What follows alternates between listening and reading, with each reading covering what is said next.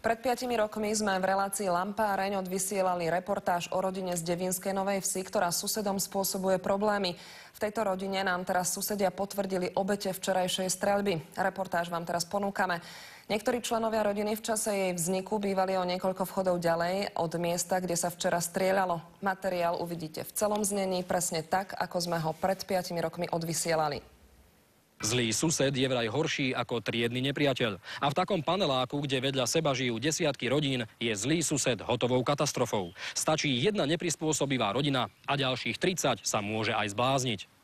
Svoje si prežívajú aj obyvatelia jedného z panelákov v Devínskej Novej Vsi. Denne musia bojovať o svoje právo na súkromie a boja sa nielen o svoj majetok, ale vďaka neustálym vyhrážkam aj o svoje životy. Dokedy ešte budú musieť toto všetko trpieť? Na to hľadala odpoveď Zuzka Šipošová. Vyšela, rozbíjame okná. My nevieme naozaj, čo sa tu deje. Zbytočne to nám hovoríte. Ide o dve osoby, ktoré toto občianske spolunažívanie, dá sa povedať, hrubým spôsobom narúšajú, či už formou nadávok, hrozbou, ublíženia na zdraví, respektíve rozbíjaním aj spoločného majetku a podobne. Toto je panelák, v ktorom obyvatelia zažívajú svoje každodenné peklo. A toto je žiadosť o pomoc, ktorú nám poslali do redakcie a podpísali sa pod ňu všetky domácnosti. S neprispôsobivými ženami však nechce mať nikto nič spoločné a dokonca sa ich väčšina ľudí bojí. To bol dôvod, že k situácii nechcel na kameru nikto nič povedať. Ten teror, aký je popísaný, je natoľko veľký, že tu je každý jedinec sám za seba tak veľmi ohrozený, že je veľmi ťažké sa spojiť do tej skupiny. Nikto totiž nedokáže odhadnúť, čoho sú obyvateľky schopné. Mimo kamery sme sa však o vyčínaní pani Halásovej a jej dcéry dozvedeli dosť.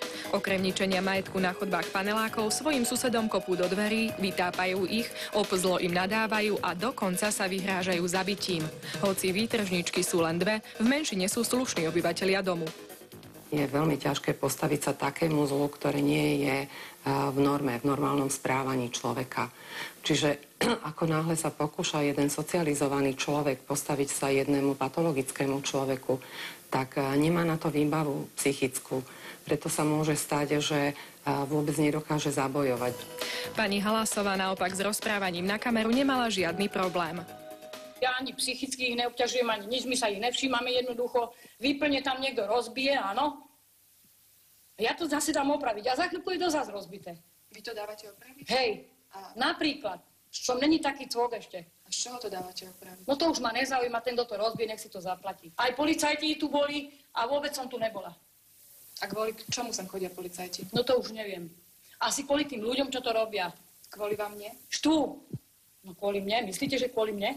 Niekoľkokrát boli tieto občianky zadržané a predvedené na oddelenie za účelom objasnenia svojho správania a umiestnené do cely, na čo následne boli prepustené. Prečo by som ja mala niekomu robiť problémy? Ja problémy nerobím, ja mám svoje problémy, rozumiete ma? A ja svoje problémy nehádžem na ľudí. Ja si ten problém radšej vyrieším, ale ne s nima ináč. Že sa na nich vykašlem a idem von. Áno, vyvetrám sa, prídem naspäť. Je to správne, lebo ne? Dobre, keď nám nadávajú, si nadávajte, áno? Kašlem na to. No ja nebudem sa s nima tu byť. No budem ich otokať. No na čo? Ja kašlem na nich. Čo myslíte, že čo? Ja som sa koľko razy za toto už tak pobila s nima tu. Že urážali, bárčo aj hentu chuderu. Že to nebolo možné. No ja keď som videla, že zavrite takéto, no víte čo? No iste to by troška človeka aj naštvalo. Tieto obyvateľky sú zároveň aj dlhoročnými neplatičkami. Z tohoto dôvodu mestská časť pristúpila k výpovedi z nájmu bytu. Ženy sa však z bytu nechcú vysťahovať a tak sa vecou zaoberá súd. My ako mestská časť sme urobili to, že dali sme im výpoveď z nájmu. Ale pokiaľ ide o vypratanie, to znamená splnenie povinnosti opustenia tohoto bytu, musí v tejto veci rozhodnúť súd.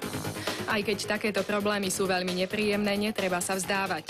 Za podobné priestupky môže polícia neprispôsobivých občanov pokutovať. Za zničený majetok v dome sa zase môžete domáhať náhrady škody na súde. Dôležitú úlohu tu zohrávajú aj správcovia bytov. Tí totiž môžu dať nájomníkovi výpoveď. Je to aj dôvod, keď sa neplatí riadne a včas nájomné, alebo za služby, ktoré sú spojené s bývaním. A taktiež je možné dať výpoveď aj vtedy, pokiaľ nájomca alebo člen jeho domácnosti poškodzuje byt, spoločné zariadenia domu, alebo pokiaľ svojim správaním sústavne narušuje pokojné bývanie, zdravie alebo život ostatných nájomcov alebo vlastníkov bytu, alebo ohrozuje mravnosť. To teda platí v prípade nájomných bytov. Vlastníctvo sa však zrušiť nedá. Ak má ale vlastník dlžobu voči správcovi, je možné, aby správca domu podal žalobný návrh, alebo teda vlastníci bytov podali žalobný návrh na súd.